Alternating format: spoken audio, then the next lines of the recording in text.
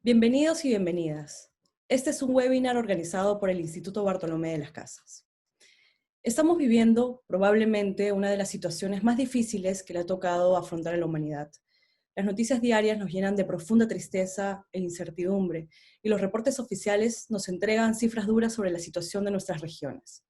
Sin embargo, como Instituto Bartolomé de las Casas creemos necesario conocer la realidad de nuestros pueblos desde la voz de quienes viven y trabajan con nuestras comunidades y conocen las particularidades de cada región. ¿Cómo ha impactado la COVID-19 en Loreto, en Lambayeque, en Ayacucho? ¿La situación es la misma en estas tres regiones? Hoy hemos invitado a tres personas para dialogar durante casi una hora en este webinar. Representando a Loreto tenemos al padre Agustino Miguel Ángel Cadenas. Representando a Lambayeque tenemos a Vitalina Flores, desde la organización Centro Esperanza. Y finalmente, representando a Ayacucho, se encuentra Carmen de los Ríos. Ella forma parte del Centro Loyola. Antes de iniciar, quiero comentarles que cada región tendrá 15 minutos para compartir con nosotros estos puntos. ¿Cuál es la situación de su región? ¿Qué iniciativas conocen desde la Iglesia y la sociedad civil para enfrentar el coronavirus? ¿Y cuáles otras necesitamos desde la Iglesia, desde la sociedad civil y también del Estado para continuar con esta lucha? Vamos a iniciar entonces con Loreto. Bienvenido, Padre Miguel Ángel, le voy a activar el micrófono. Buenas tardes, soy el padre Miguel Ángel Agustino y vivo en la ciudad de Iquitos. He trabajado muchos años también por el río Marañón. Vamos con las preguntas que nos han trasladado. La primera sería un diagnóstico de la situación de la región frente al COVID-19. Lo primero que me gustaría decir es que la narración que se ha hecho del COVID-19 en Loreto está marcada por el punto de vista occidental. Tiene que ver con camas de hospitales, medicinas, oxígeno. Fundamentalmente es los que se atienden en la clase media en los hospitales. Creo que eso está bien, pero no es suficiente, porque Loreto no solo tiene la cultura occidental, sino que también hay muchas culturas indígenas. Y así tenemos, por ejemplo, muchísimas personas que se están tratando con plantas medicinales, ajos, quión, cordoncillo, matico, diversas plantas. Creo que no se le está dando la importancia suficiente y creo que debe ser uno de los espacios donde pongamos también en valía esta otra mirada sobre la pandemia. De hecho, en Pucallpa hay una experiencia interesante de un comité matico, donde está una antropóloga importante peruana, Luisa Elvira Belaunde, y han hecho un convenio con la DIRESA, con el Ministerio de Salud, para poder complementar el tratamiento occidental con el tratamiento con plantas medicinales. Me encantaría saber cómo va esa experiencia, pero creo que es altamente interesante. Después también habría que decir que en Loreto los datos oficiales nos están indicando que en la ciudad de Iquitos en concreto ha bajado el número de pacientes. Pero lo que está sucediendo es que los pacientes están en su casa. Por ejemplo, el padre Raimundo Portelli, que además es médico, con un grupo de colaboradores médicos también que aporta a la DIRESA, la semana pasada han atendido en su parroquia, en la parroquia San Martín de acá de Iquitos, casi a 500 personas. Les dan el tratamiento y se van a sus casas. Por lo tanto, eso significa que los hospitales están vacíos, ciertamente, porque los enfermos están en otros espacios. Cuando la información se centra muy visualmente sobre los hospitales, da la sensación de que en Iquitos pues, hemos pasado la peor parte de la pandemia y puede que sea cierto, pero no del todo. Se está esperando también un repunte las próximas semanas. Lo más grave ahora que está ocurriendo es que la pandemia ya llegó a pueblos indígenas. Y llegó a pueblos indígenas porque el Estado no ha cerrado los ríos, suficientemente para que no viaje nada. Y por lo tanto se ha ido expandiendo con distintas personas que han ido llegando a las comunidades. Ahora bien, dicho esto, creo que es importante también tener en cuenta el mismo rol del Estado como propagador de la pandemia. Por ejemplo, Trompeteros, que es la sede del distrito en el río Corrientes, cuando el municipio repartió los alimentos, visitando todas las comunidades indígenas de la zona, donde hay indígenas achuar, urarina, entre otros, pues lo que hizo fue propagar el virus, porque algunas de las personas que iban en el bote tenían el virus y a pesar de que un doctor les había advertido, siguieron repartiendo la comida y ahora tenemos prácticamente el coronavirus regado por todo el río Corrientes. Por supuesto, no son atendidos suficientemente. No hay doctores, no hay medicinas, no hay atención hospitalaria y está en una situación complicada. No sabemos muy bien, pero digamos que está en una situación complicada. Otro caso distinto, en el Marañón. Los trabajadores de salud se contagian de COVID-19. La gente de las comunidades llega al centro del distrito para tratarse de otras afecciones diferentes. Y resulta que terminan contagiándose también de COVID-19 que llevan a sus propias comunidades. Es decir, el Estado, en la Amazonía por lo menos, ha sido uno de los vectores que ha propagado esta pandemia y nos parece que es suficientemente duro y complicado esta situación. A esto habría que añadir otras dos cosas que me parecen fundamentales. Creo que en Loreto se ve muy claro, hay una falta de liderazgo clarísima y eso pues, ha llevado a que haya un desorden y que no se estén abordando los temas correctamente. Tal vez sea mejor que haya una intervención desde Lima, porque en Loreto la falta de confianza en las autoridades regionales es altísima y eso lo que hace es pues, propagar más la enfermedad porque no hay confianza suficiente en las autoridades para que puedan trabajar este tema. Por cierto, todo hay que decirlo. El actual director de salud de la Diresa de acá en Loreto creo que está haciendo un excelente trabajo. Creo que está haciendo un excelente trabajo. Conoce bien el departamento de Loreto y ha estado visitando algunos de los puestos de salud de la región y confiamos en que esta persona, el doctor Calampa, pues pueda liderar este trabajo de salud.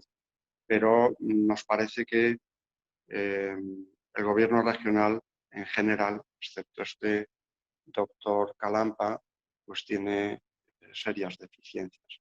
Y hay también una falta de confianza. Lo último que quisiera decir, que va todo unido, es también la corrupción. Ya hemos visto las últimas semanas cómo aparecen medicinas del Ministerio de Salud en algunas casas particulares. Hemos visto también cómo los precios de las medicinas en las farmacias se han disparado de una manera aberrante. Y hemos visto también cómo un balón de oxígeno ha llegado a costar 4.500 soles, lo cual significa que la gente humilde, la única alternativa que les queda si necesitan oxígeno es o las plantas medicinales o morir. Eso sería más o menos respecto a la primera pregunta del diagnóstico un poco de cómo está la situación en Loreto, tal como la percibo yo. Iniciativas. Una iniciativa que creo que ha ido mucho más allá de lo que se pretendía. Era una iniciativa comenzó siendo algunos ciudadanos que pedían aportar 5 soles para tener una planta de oxígeno acá en Iquitos que pudiera ayudar a los enfermos en el pico de la pandemia, cuando estábamos en lo peor de la pandemia. La Iglesia lo que hizo fue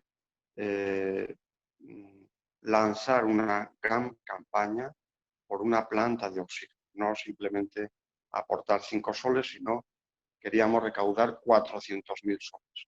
Al final se han recaudado más o menos unos 2 millones de soles. Y el objetivo era una planta de oxígeno. Se han conseguido ya 3 plantas de oxígeno, 2 para la ciudad de Iquitos, 1 para Nauta, y también condensadores de oxígeno para postas médicas que están en el territorio del Vicariato de Iquitos, medicinas, implementos de bioseguridad para personal sanitario y demás. Pero creo que mucho más allá de esto, del dinero y de lo que se ha conseguido, esto fue insuflar esperanza en el momento más crítico que estábamos pasando en Loreto. Y la población depositó su confianza en la Iglesia. Eso generó también una reacción por parte del Estado. Desde Lima comenzaron a enviar oxígeno.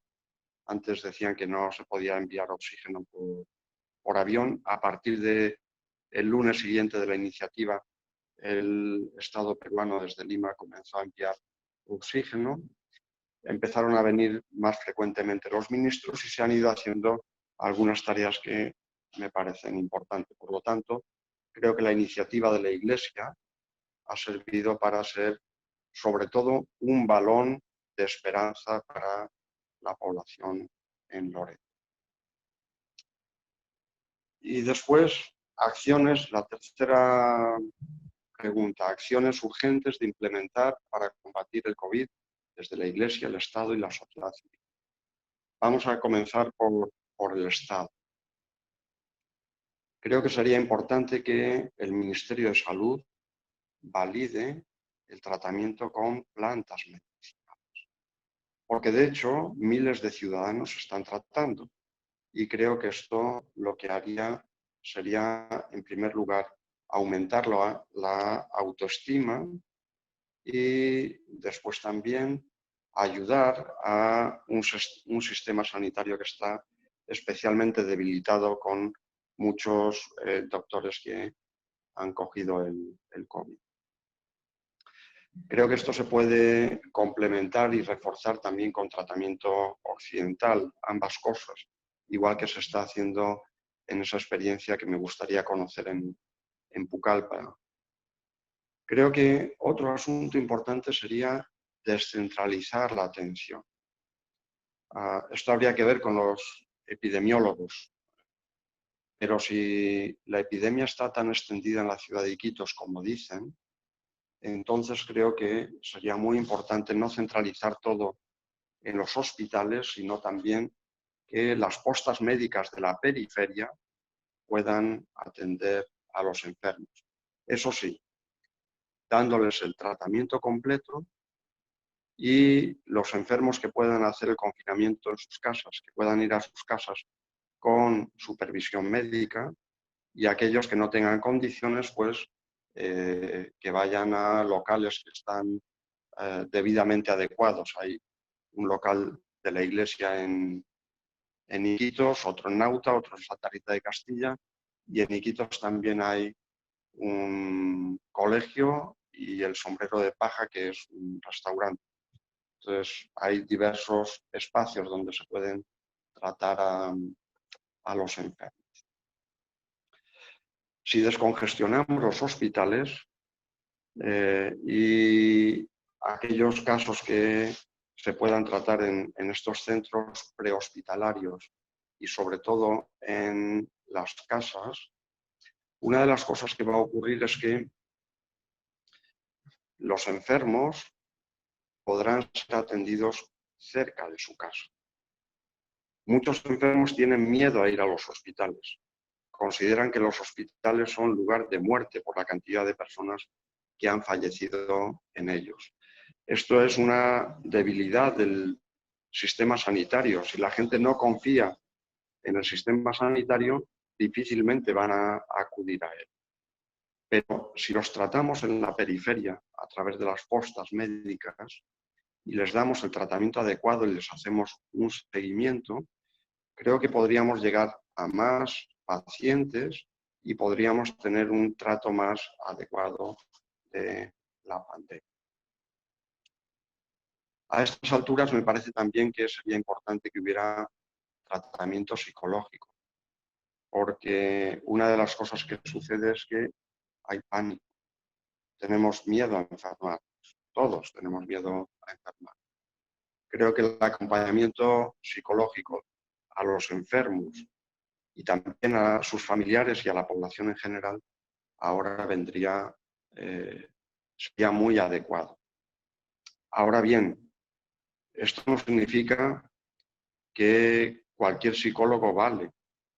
Hay que tener en cuenta que la psicología es una ciencia, digamos, occidental y estamos tratando con personas que provienen de tradiciones culturales distintas.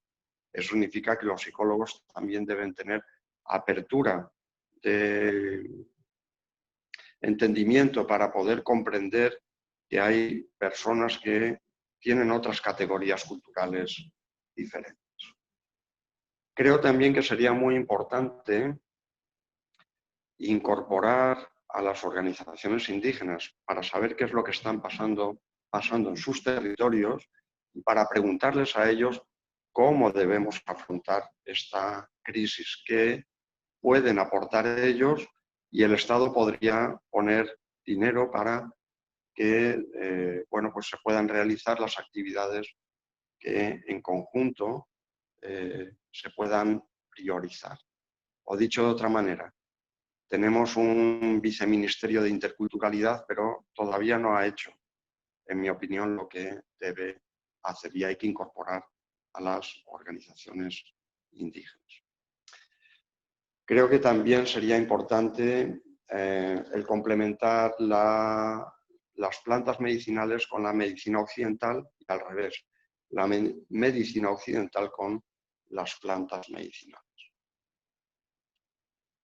Creo que sería muy importante que haya un trabajo por parte del Estado, la Fiscalía, decidido contra la corrupción, que está matando personas. Creo que sería muy importante que hubiera visitas médicas ambulantes por los diversos ríos de la región. Y por parte del Estado también un plan de activación económica. Desde la Iglesia, ¿qué podemos hacer desde la Iglesia? Creo que hay como 4 cosas que son importantes. Primero, generar esperanza, que es lo que se ha favorecido con esta campaña por el oxígeno. Generar esperanza y eso significa atender a las necesidades que vaya habiendo. Dependiendo de las circunstancias se pueden hacer unas cosas u otras. Creo que debe seguir habiendo atención pastoral por medio del teléfono con las personas para generar precisamente esa esperanza y esa resistencia en estos tiempos duros. Y creo que sigue siendo muy importante rezar por los vivos y también por los difuntos. Un segundo punto para la Iglesia, mantener la confianza. Es decir, creo que debe ser una voz crítica frente a esta situación que estamos pasando. Es curioso cómo desde el Consejo de Ministros a veces se ha preguntado a la Iglesia cuánto valen las medicinas, porque no creían lo que estaba sucediendo. Por lo tanto, la Iglesia como una voz que genera confianza. Creo que también debemos seguir dando oportunidad para que los pueblos indígenas hagan sus reclamos. Una tercera cosa sería generar información verídica y de calidad. Hay mucha información que no es válida y que nos lleva a callejones sin salida. Por lo tanto, información verídica y de calidad. Y una última cosa que me parece fundamental fue con lo que comencé. de exoccidentalizar la narración. Es decir, no puede ser que el COVID se refiera únicamente a camas de hospital, medicinas y oxígeno, cuando una gran parte de la población utiliza otros métodos distintos de los occidentales. Y ya para terminar, ¿qué puede hacer la sociedad civil? 3 cosas rápidas. Lucha contra la corrupción, que es altísima en Loreto y que ha generado muchas muertes. Generar conciencia crítica frente a la información, es decir, de exoccidentalizar la narración. Y en tercer lugar, creo que va siendo importante organizar comedores populares, sobre todo en la periferia, porque cada vez hay más hambre. Esto sería un poco el aporte que yo tengo desde acá, desde Loreto. Muchas gracias, Padre Miguel Ángel, por el aporte. Tenemos las cifras hasta hace unos días, hasta ayer, que son más de 3.800 casos los que hay en Loreto. Sin embargo, como vemos, puede ser que haya muchos casos más. Un saludo también para el Padre Manolo, que sé que no ha podido estar ahora, pero que usted muy bien lo representa en este webinar. Entonces vamos a continuar con la siguiente región. Vamos a Lambayeque con Vitalina Flores. Hasta el momento se tienen registrados más de 6.700 casos en Lambayeque. Es una de las regiones más golpeadas por la COVID-19. Vitalina, por favor, coméntanos. Buenas tardes con todos. Lambayeque estamos ocupando como el segundo lugar después de Lima. Como se inicia el 15 de marzo por un paciente sin factores de riesgo por transmisión comunitaria y fallece el 26 de marzo. Así empieza nuestra historia del COVID en Lambayeque. Hemos tenido dificultades realmente en Lambayeque por el liderazgo. Hemos carecido de un gobierno regional que asuma con actitud positiva, decidida, que tenga la capacidad de coordinar, de escuchar al conjunto de autoridades locales, y eso ha permitido que la pandemia se esparza muy rápidamente porque no ha habido una respuesta de nuestras autoridades de prevención, como por ejemplo instalar adecuar locales para recibir a las personas que están enfermas o sospechosas del coronavirus. No ha habido un seguimiento adecuado a las familias que han sufrido la enfermedad en un primer momento.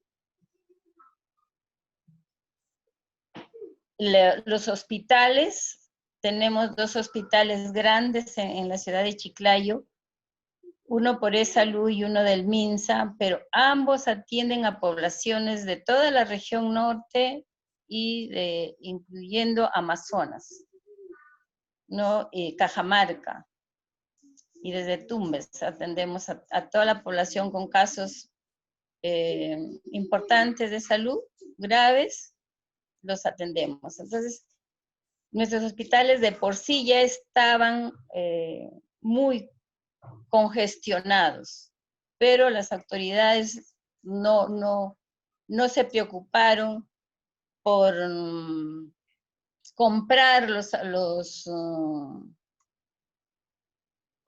medicamentos, los implementos que se necesitaban para hacer frente al coronavirus, por adecuar otros espacios, y la gente tampoco tomó conciencia, no entendimos todos de que era una enfermedad que nos podría hacer mucho daño y que por lo tanto tendríamos que cumplir con las medidas las restricciones, las medidas de salud de salubridad, y mucha gente no hizo caso, y los primeros 15 días realmente en algunos distritos de Chiclayo, como por ejemplo Ferreñafe, José Leonardo Ortiz, Omalca, entre otros, Chiclayo mismo, Lambayeque, era como si no hubiera ocurrido nada, como si todo continuara igual. Mucha gente en las calles paseando, sin mascarillas, y no había, por otro lado, las primeras semanas había una presencia de la policía, de las Fuerzas Armadas, pero posteriormente, ya después de 3 semanas, como que ese control bajó también, y como que eso hizo que realmente se desbordara. Y el primer mes el caso teníamos pocos casos. El gerente de salud dice que, por ejemplo, al 28 de marzo teníamos solamente 15 infectados y 300 sospechosos.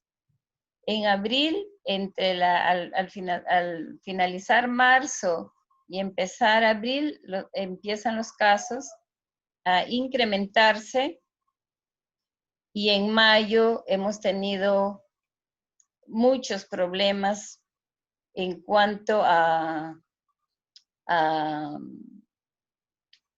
infectados y a las medidas de atención. Los hospitales ya han colapsado, y coincido con el sacerdote, con Ángel, que decía, la gente tiene temor. Al comienzo la gente iba a los centros de salud, pero ahora todos estamos asustados, y tenemos realmente miedo, y la gente expresa también sus temores para ir a los hospitales, porque están congestionados. Muchas veces, como expresó ya un médico hace unos 15 días, dijo que había que sincerar, y el sinceramiento consistía en que ya en algunos casos tenían que priorizar, porque ya no había respiradores, ya no había oxígeno, ni espacio tampoco. Los pacientes ya estaban en los pasillos, los cadáveres estaban junto con los pacientes, y entonces hemos tenido esa parte que estamos viviendo muy difícil en Lambayeque, y muy preocupados por las cifras que, lejos de haber una tendencia de disminuir, están subiendo, ¿no? Y frente a eso, yo ya con esto pasaría a la segunda parte. Pensamos que las autoridades deberían tomar conciencia de que estamos en una pandemia, y deberían unirse, tener una sola propuesta para ver la manera de cómo resolver este problema. Invitar a la sociedad civil y juntos hacer nuestras propuestas para hacerle frente a este problema que realmente nos está desbordando. Hemos recogido algunos planteamientos de las organizaciones de la sociedad civil, y entre ellos de la Mesa de Concertación y de otras organizaciones.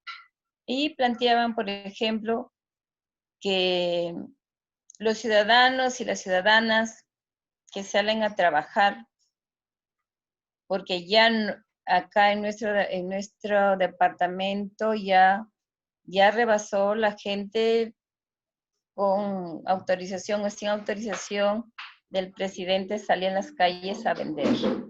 Entonces, estamos pensando que una de las medidas debería ser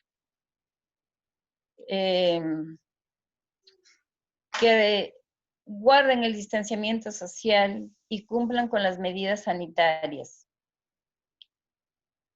Que la sociedad civil se una para campañas de sensibilización para prevenir la enfermedad, ayudando a disminuir los focos infecciosos en los bancos, en los mercados, en las farmacias, que es donde mayormente han resultado contaminados. Nosotros tenemos un mercado muy grande acá que se llama Mochoqueque, luego en Lambayeque otros, y otros más pequeños.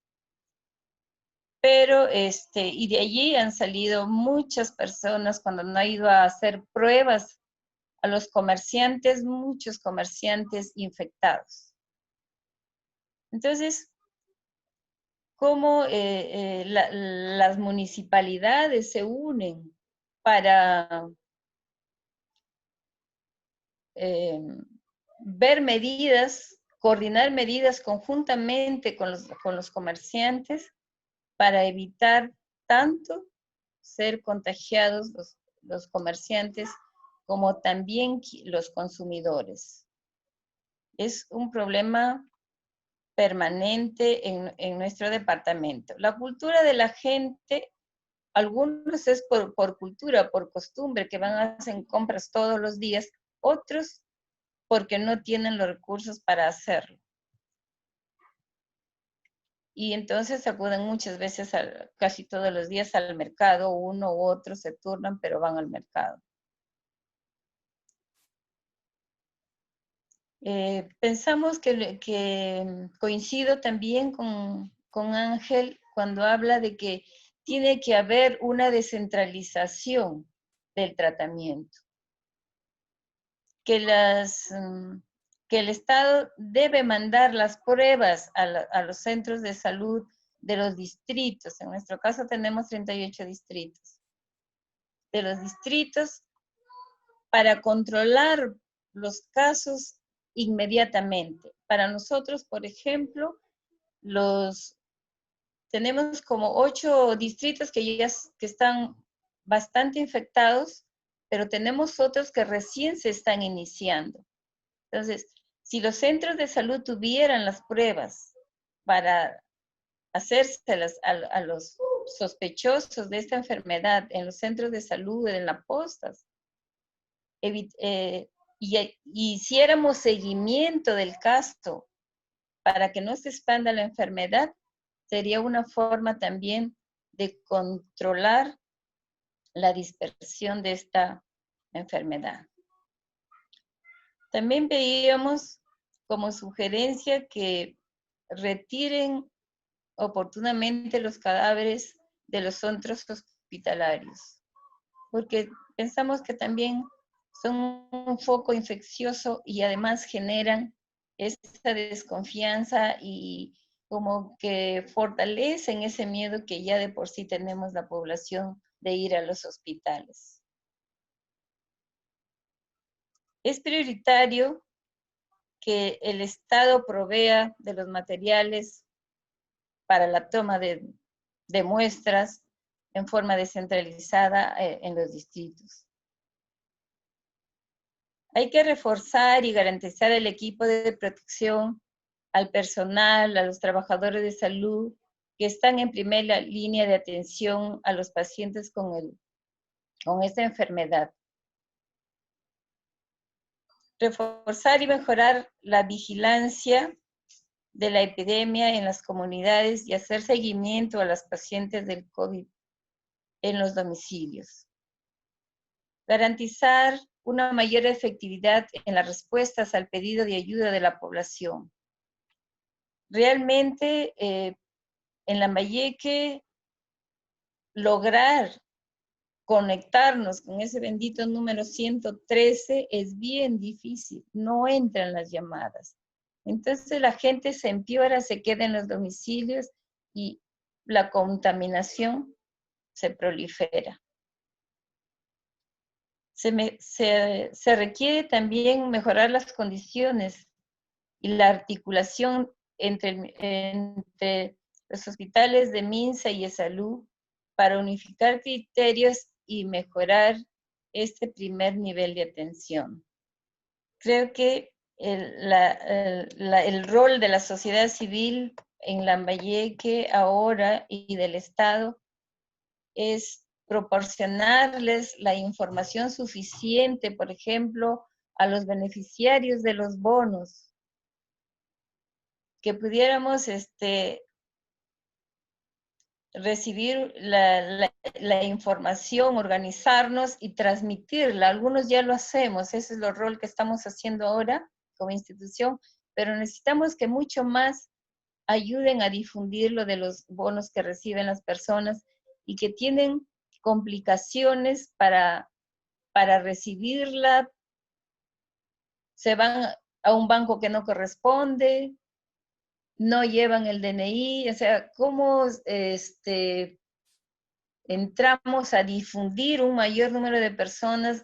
¿Qué es lo que tienen que llevar? ¿A dónde tienen que ir? ¿A qué hora tienen que ir? ¿Qué fecha tienen que ir? Y así evitaríamos mucho congestionamiento en las instituciones bancarias. Y en los mercados creo que ahí sí es un rol de la municipalidad y de las Fuerzas Armadas para poner orden y evitar también los encuentros masivos en estos espacios. El uso de la mascarilla. Las medidas de sanidad creo que son básicas y muy importantes para prevenir la contaminación en las personas. Se debe incorporar representantes de la sociedad civil a fin de articular mayores esfuerzos en la lucha contra esta enfermedad. Asimismo, el Comando COVID-19 de Lambayeque debe informar a la población de manera permanente sobre las medidas y acciones realizadas sobre la situación de la epidemia en la región. Tenemos muy poca información, especialmente de los fallecidos.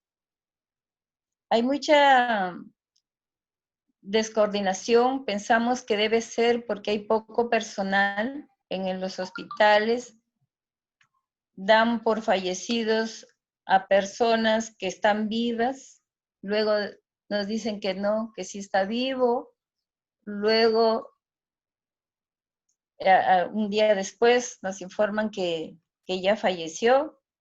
Entonces hay casos así que estamos viviendo y que realmente desorientan y acentúan la desconfianza en el sistema de salud que tenemos.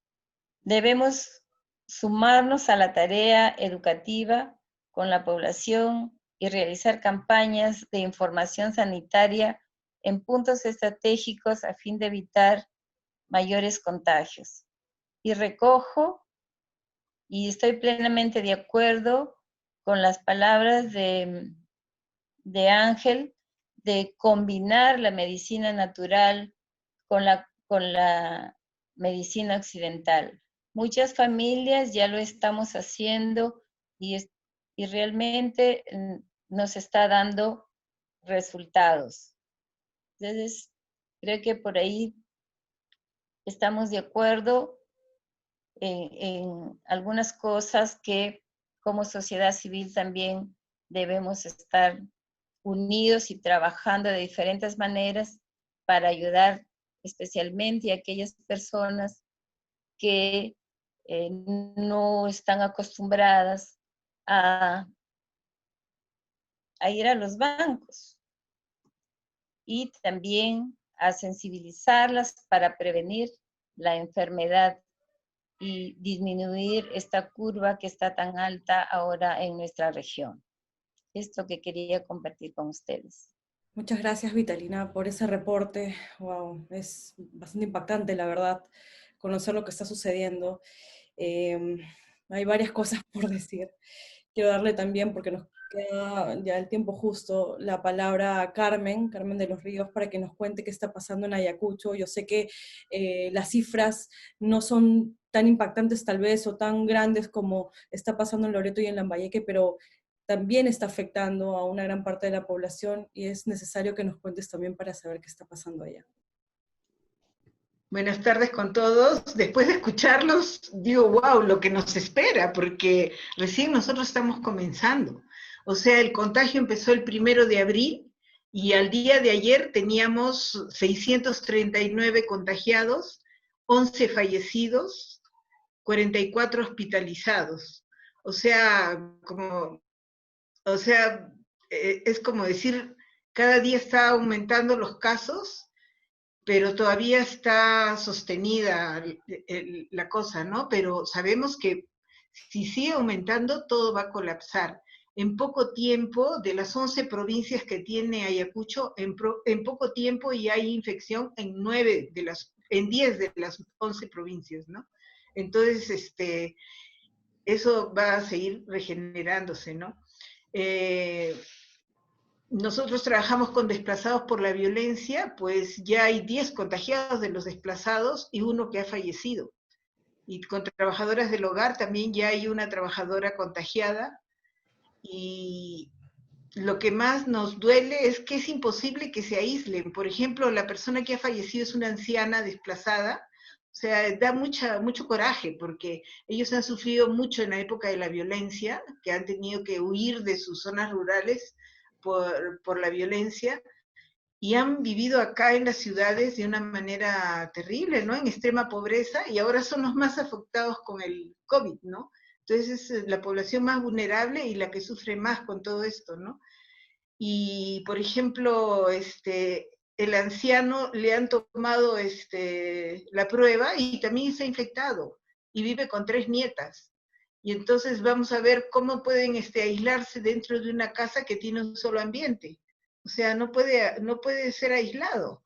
Entonces ahí un poco no sabemos qué hacer, pero uno de los pedidos es que haya un albergue para las personas contagiadas y que hay que aislarlos, porque esas nietas se van a contagiar también, ¿no? Es bien complicado. Bueno, pero nosotros recién estamos viviendo con estos casos, estamos haciendo como un entrenamiento a ver qué va a pasar, y también con lo que ustedes nos han dicho es muy importante, ¿no? Ha habido relajamiento de la cuarentena, muchas personas han salido, los mercados han sido focos de contagio, los cobros de bonos en los bancos, mucha gente se ha ido porque estamos en cosecha, entonces de todas maneras han ido a la zona rural y han regresado, burlando muchas veces los controles, ¿no? También de repente decirles que como nosotros trabajamos con desplazados, vemos que los desplazados también reviven situaciones de la época del conflicto armado interno. Por ejemplo, manifiestan su miedo, su desesperación, su no poder dormir bien, tienen dolor de cabeza, miedo a morir, pero les hace recordar mucho la época del conflicto, porque al comienzo también hubo militares, ¿no?, en toda la zona. Después ya se ha reducido la presencia de militares. También el toque de queda, o sea, en esa época había el toque de queda. También no se sabía antes quién era el enemigo, uno tenía que desconfiar hasta de sus propios familiares. Y ahora también es como, wow, mi propio familiar puede estar contagiándome, ¿no? Entonces también es como una situación que se repite, ¿no? Muchos murieron injustamente y ahora se ve que también muchos van a morir injustamente porque ser los más vulnerables, ¿no? Se tenía miedo a morir, ahora también. No se sabía cuándo iba a terminar el conflicto, ahora tampoco se sabe cuándo va a terminar.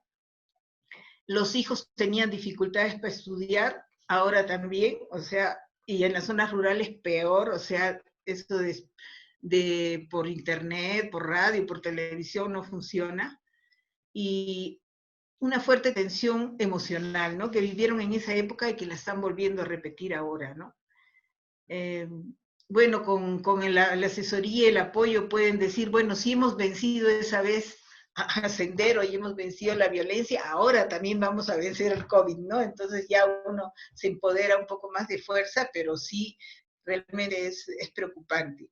En el tema de salud, pues el contagio ha sido así rápido, como les digo, porque al comienzo decíamos de repente, acá a Ayacucho no va a llegar, pero llegó, ¿no? Lo que vemos es que las pruebas que hacen son muy pocas. 150 pruebas por día no se puede saber. La gente puede estar ahí contagiada, contagiando a todo el mundo y no se sabe cuántos son. Más aún, las pruebas rápidas nos parecen que no son muy seguras. Por ejemplo, hay un caso en una región que detectaron una persona por prueba rápida. Después, cuando la llevaron al hospital, hicieron la prueba molecular, salió que no era COVID, ¿no? Parece que la prueba rápida detecta cualquier infección. Entonces, la llevan al hospital junto con otros que ya tienen el COVID y entonces posiblemente se pueda contagiar de COVID, ¿no? Entonces es un poco complejo, ¿no? Muy complejo. En el sector salud, acá la situación está muy delicada. 30 médicos pidieron licencia, se retiraron. 200 licencias en todo el sector salud. Solo 100 están atendiendo. Las enfermeras, las obstetrices han hecho paro pidiendo protección, no tienen protección, o sea, ¿cómo vamos a atender si no tenemos protección? Piden también mejores tratos, mejores sueldos, ¿no? Pagos puntuales, está muy abandonado el sector. Ayer ha sido 28, ¿no? Antes de ayer renunció todo el cuerpo médico de e-salud, porque dijeron que quieren que cambie la directora del hospital porque no está haciendo nada bien. Entonces, imagínense, creo que iba a venir ahora la ministra, algo así, porque todo el personal renunció como presión para que renuncie la directora. Los puestos de salud no están equipados y tampoco el personal tiene protección. Hay temor también de gastar el presupuesto, tienen mucho miedo al control de la Contraloría. Entonces, teniendo presupuesto, a veces no lo gastan. Bueno, el sector salud realmente es una pena y estamos preocupados, ¿no? Si bien hay 2 hospitales, es necesario reforzarlo, ¿no? En el tema de alimentación, yo creo que ese es el gran tema, ¿no? El tema de alimentación, la gente dice entre el miedo y el hambre, yo escojo superar el hambre. Me da más miedo morir de hambre. Además, acá mucha gente ha sufrido de mucha hambre en toda la época del conflicto armado interno. Entonces, ya saben de qué se trata, ¿no? Entonces, incluso hay una señora que decía, la barriga obliga. O sea, primero es la barriga, ¿no? La mayoría de trabajos son precarios, ambulantes, el mal llamado subempleo, que viene a ser desempleo encubierto, pues la mayoría está en eso, y por eso dejan la cuarentena, ¿no? En las ciudades, si no se trabaja, no se come, ¿no? En la zona rural estamos en tiempo de cosecha, por eso que han venido tantos retornantes, porque en la ciudad de Lima, si no trabajan, no comen. Y entonces han venido porque acá saben que van a tener comida en la cosecha, ¿no? El tema de los bonos son una gran ayuda, pero no llega a todos, y como dijo Vitalina, es muy difícil que accedan porque es todo un lío ubicar si están, si no están, van a hacer cola en el banco a preguntar y no tienen que preguntar en el banco, o sea, es todo un tema. Igual el bono que ha dicho el gobierno no llega porque en algunos casos el que tiene ya pensión 65, programa juntos, eso no reciben el bono. Y entonces hay muchas falencias. También no sé si en otro lugar se hizo, pero acá había muchas banderas blancas. Las banderas blancas eran la gente que tenía hambre, no tenía que comer, ¿no? Entonces aparecieron muchas casas con bandera blanca en extrema pobreza, gente nuestra y también venezolanos, ¿no? Que no tenían que comer. El tema de los retornantes también es todo un tema. O sea, si bien el gobierno regional ha hecho esfuerzos por traerlos, ¿no? En viajes humanitarios, instalarlos en hoteles, pero Ayacucho limita con 6 regiones. O sea, no solo han venido por Huamanga, han entrado por Ica, han entrado por otros lugares y han traído pues el virus, porque ya bueno, no quiero echarle la culpa a los retornantes del virus, porque también el mismo personal de salud, la misma policía, todos los que han ido a los diferentes lugares a atenderlos, como dijo el padre, también han llevado el contagio. A veces sin saber, porque esa enfermedad es tan rara que uno no tiene síntomas y está contagiando, ¿no? Por eso si hubiera mucho más pruebas, uno podría saber si lo tiene, si está contagiando o no, pero sin eso estamos contagiando sin darnos cuenta, ¿no? El tema de los retornantes está trayendo muchos cambios porque algunos llegan a sus pueblitos rurales que, pues, en la época de la violencia la gente salió y quedaron los ancianos, con algunos jóvenes que están siendo autoridades ahora. Pero los que vienen un poco como, sin nada. No tienen que comer, no tienen trabajo, no tienen nada, ¿no? Entonces la gente tiene un poco de temor, porque dice, pueden tener casa, pueden tener terreno, pero no han sembrado. Entonces tienen miedo que haya robos, ¿no? Entonces ahí es todo un reto cómo se organizan para convivir, ¿no? Y también algunos jóvenes llegan creyéndose, no sé, de la ciudad y no respetan las autoridades locales, quieren imponer sus ideas, o sea, ese es un cambio que ojalá que se pueda llevar bien, ¿no? En el tema educativo, terrible, ¿no? O sea, la educación, como ustedes han visto, en muchos lugares, no solamente en la zona rural, acá en los asentamientos humanos, tampoco llega la señal de la radio, bueno, internet, laptop no tienen, y en muchos lugares del campo no hay señal ni para televisión, ni para radio, ni para internet, ni para nada, ¿no? Entonces el tema de la educación está muy difícil, ¿no? Por ejemplo, tengo acá una amiga que en su celular recoge el tema que toca a los niños y se lo manda a su papá, para que el papá, que es profesor, enseñe a los niños y el papá imprime la tarea y la lleva de casa en casa. Pero ese es un acto así único, creo, ¿no? No todos hacen eso. No solo los alumnos no tienen internet, hay profesores que no tienen ni internet ni laptop, o ni señal, ¿no? Y también los programas por radio hablan muy rápido, hablan en español, entonces muchos no entienden. Acá somos yo quisiera ser quechua hablantes, ¿no? Y pues es un tema también el idioma. El tema educativo dentro del hogar genera mucho problema y hasta genera violencia familiar. Hay padres de familia muy humildes que no han terminado ni la primaria y no pueden ayudar a sus niños. Y les exigen al niño que estudie y el niño necesita que alguien le apoye más. Entonces genera mucha tensión y violencia, ¿no? Imagino que así está haciendo también en otros lugares, ¿no? Bueno, a nivel de iniciativas del Estado, pues el gobierno regional está tratando de hacer lo que puede, pero sí vemos que no. O sea, nadie estaba capacitado para este tema y o sea, se atienden una cosa, otra se descuida y la otra reclama y se ve muy complicado el asunto, ¿no? Hay 2 hospitales, el hospital antiguo lo están adecuando para los contagiados, todavía no está en actividad. Se han comprado ventiladores mecánicos que todavía no llegan, se ha comprado oxígeno que ya llegó, pero en el Braen, en la zona de la selva, están haciendo campaña también para comprar un equipamiento de oxígeno, pero sí han hecho limpieza en los mercados, han cerrado los mercados, han exigido las colas con distanciamiento en los bancos, o sea, algunas medidas se están tomando teniendo en cuenta lo que está pasando en otros lugares, ¿no? Pero todavía es muy poco. En la sociedad civil, pues creo que la cuarentena nos ha bloqueado mucho y recién estamos volviendo a la actividad y a decir tenemos que organizarnos, tenemos que hacer algo, tenemos que estar presentes, ¿no?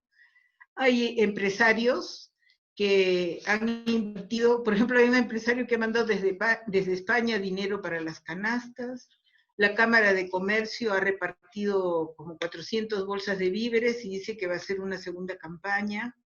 Hay mucha solidaridad entre la gente, ¿no? Cuando ve las banderas blancas, se apoyan mutuamente.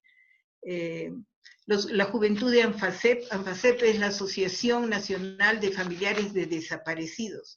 Los jóvenes han organizado también campañas para dar canastas a las mamás, ¿no? A las que sufrieron en la época de la violencia todo el peso de la desaparición de sus seres queridos y que ahora ya son ancianas. Entonces los jóvenes se han movido. Otros jóvenes han ofrecido su voluntariado al gobierno regional, al municipio, para hacer las canastas.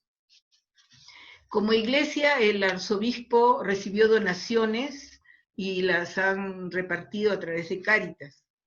El monseñor integra también la mesa de comunidades nativas, participa en las reuniones. También preside la pastoral carcelaria y pues exigiendo, ¿no?, mejores condiciones para los internos del penal. En cuanto a nosotros, que somos el Centro Loyola, pues estamos haciendo también lo que podemos. Un primer nivel ha sido la asistencia, ¿no? La canasta de víveres, kit de prevención y limpieza, bonos de 100 soles con ayuda de una institución de los padres jesuitas que nos ha aportado con dinero. También estamos haciendo el acompañamiento por teléfono, como dijo el padre, me parece que dijo, llamamos por teléfono a todos nuestros participantes a ver cómo están, en qué podemos ver, ¿no?, si hay algún caso difícil para atenderlo, y eso también está resultando, ¿no? También hacemos, por ejemplo, a los que ya están infectados, porque todavía es manejable, también les estamos haciendo un acompañamiento y dándoles víveres, dándole a la persona que ha fallecido, el padre le ha hecho un acompañamiento más, se puede decir, espiritual, ¿no? Y se han sentido muy conmovidos, ¿no? Igual les hemos llevado flores y cosas para que puedan hacer su especie de velorio de la ropa, porque estaba desconsolada la persona, porque la señora se fue a la posta y nunca más regresó, ¿no? De la posta al hospital, del hospital al cementerio, nunca más regresó, ¿no? Entonces, ese tipo de asistencia estamos haciendo, de acompañamiento. También en el tema de prevención y atención estamos haciendo spots en quechua para las redes sociales, para la radio, afiches instructivos. Con la bolsa de víveres repartimos afiches de cómo lavarse las manos, cómo usar mascarilla, o sea, lo mínimo, ¿no? Para que tengan en cuenta, lo peguen en su casa. Y estamos elaborando un protocolo de atención en casos de contagio de nuestros beneficiarios y protocolo para las comunidades nativas, que lo estamos viendo también con la mesa. Una cosa que nos parece importante es el trabajo en redes. Entonces estamos tratando de fortalecer las mesas, ¿no? De integrar todas las mesas, los diferentes proyectos del Centro Loyola. Estamos participando en la mesa de atención a la mujer, en la mesa de salud y acompañamiento psicosocial, y en esta mesa de comunidades nativas que nosotros mismos hemos ayudado a que exista, ¿no? Esta es una mesa regional presidida por el gobierno regional y por todos los sectores, educación, salud, agricultura, defensoría del pueblo, ¿no? Y para ver qué hacemos, cómo apoyamos a las comunidades nativas, no dejarlas solas, ¿no? Otra cosa que se está haciendo es el tema de la medicina natural, ¿no? Apoyar a la gente en el uso de la medicina natural, y estábamos pensando hacer spots así como los que hemos hecho en quechua para que usen la mascarilla, también para que usen el quión, el eucalipto y el ajo, ¿no? Y todo, que ya son costumbres de acá, pero socializarlas más para fortalecer su identidad también, ¿no? En una segunda etapa lo que estamos viendo es que tenemos que optar por fortalecer a los líderes y también fortalecer las organizaciones, porque es a través de las organizaciones. Después de la época del conflicto armado interno se hizo una investigación sobre cuál había sido el factor de resiliencia en las mujeres para que puedan salir adelante, y todo decía que era la organización. Entonces, la gente organizada se apoya, se ayuda, se acompaña, ven cosas juntas, trabajan, o sea, es clave fortalecer las organizaciones. Después, garantizar la alimentación, porque ahora estamos con la cosecha, pero termina la cosecha y si sigue el hambre se van a comer la semilla. ¿Y qué va a ser el próximo año? Entonces lo que estamos viendo es hacer huertos familiares, aunque sea en el techo, en el patio, en macetas, para que puedan tener sus verduras, ¿no? Ya algunos tienen sus animalitos en su casa, pero también para que tengan verduras, ¿no? Y lo otro es la incidencia, ¿no? La incidencia tiene que venir de todas maneras a través de las mesas de trabajo y de campañas internacionales. Creemos que es importante hacer campañas por el salario mínimo universal. O sea, debe haber un salario mínimo para todos. No puede ser que la gente se muera de hambre. O sea, eso no puede ser en pleno siglo XXI que la gente se muera de hambre. O sea, el salario mínimo universal y la condonación de la deuda externa, ¿no?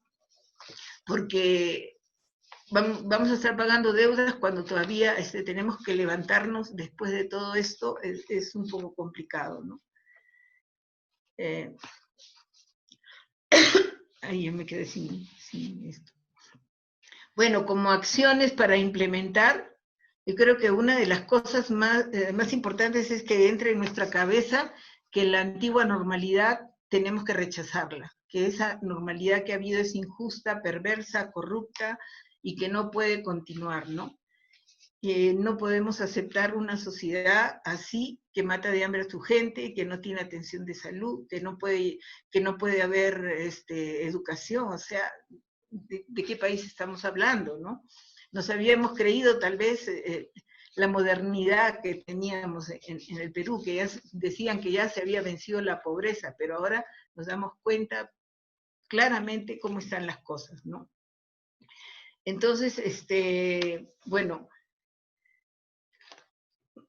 seguir acompañando a la gente ante el impacto económico y psicológico que están teniendo, fortalecer liderazgos y organizaciones sociales, fomentar su autoría social, que ellos también digan qué es lo que quieren hacer, cómo podemos salir de esto, y canalizar, pensamos, a los más vulnerables, a los comedores populares. Por lo menos en Ayacucho el gobierno ha dicho que va a abrir 147 comedores populares. Entonces, ¿cómo nosotros hacemos que nuestra gente que conocemos más vulnerable tenga acceso a esos comedores, ¿no? Es una de las tareas. Prestar instalaciones si es necesario, ¿no? Priorizar el trabajo con mujeres, con jóvenes, con comunidades nativas, y atender la dimensión ecológica, porque desde la dimensión ecológica cambiamos a nivel personal y se promueven cambios sociales grandes. Yo creo que eso, como nos dijo el Papa, lo tenemos que hacer, ¿no? Colaborar con los movimientos sociales para que el impacto sea más grande. Y bueno, en cuanto a la incidencia, como decía el Papa Francisco, todos estamos en la misma tormenta, pero en diferentes barcos. Entonces, algunos la están pasando piola, como se dice, pero otros lo están pasando muy, muy, muy mal. Y no podemos ser insensibles, lo que las pasamos bien, no podemos ser insensibles con los que están pasándola muy mal. Entonces, los que trabajamos con población vulnerable tenemos que hacer evidente lo que está pasando a la población vulnerable para que sea atendida y para que haya más sensibilidad de toda la sociedad, para que después la nueva normalidad sea más solidaria, ¿no? Bueno, es necesario plantear estrategias de corto, mediano y largo plazo, y pensamos que tal vez un espacio importante sea la mesa de concertación, ¿no?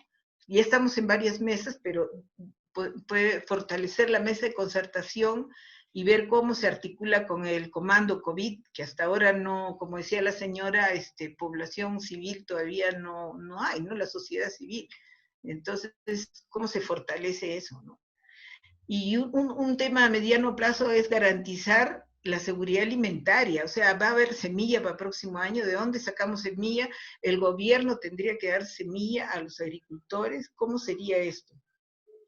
También pensamos que los retornantes puede ser una oportunidad para que el agro salga adelante. O sea, si vienen ya personas que han recibido un poco más de instrucción, regresan al campo, pues que de repente apuesten a desarrollar el campo si hay una política agraria que el Estado apoya, ¿no?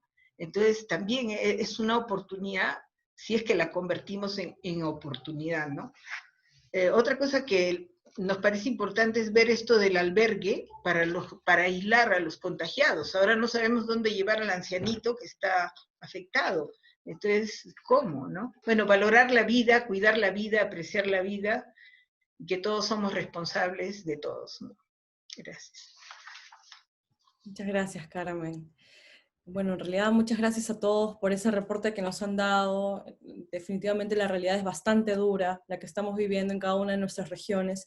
Sin embargo, queríamos también visibilizar esas iniciativas porque, como decía el padre Miguel, es necesario también ser luz de esperanza, ¿no? Pero con acciones concretas desde todos los ámbitos, desde la sociedad civil, desde la iglesia y también desde el Estado. Entonces les agradezco mucho por haber estado hoy con nosotros y agradecemos también a quienes se han podido conectar para poder ver este webinar en vivo y espero volver a verlos muy pronto en otro que podamos organizar. Muchas gracias.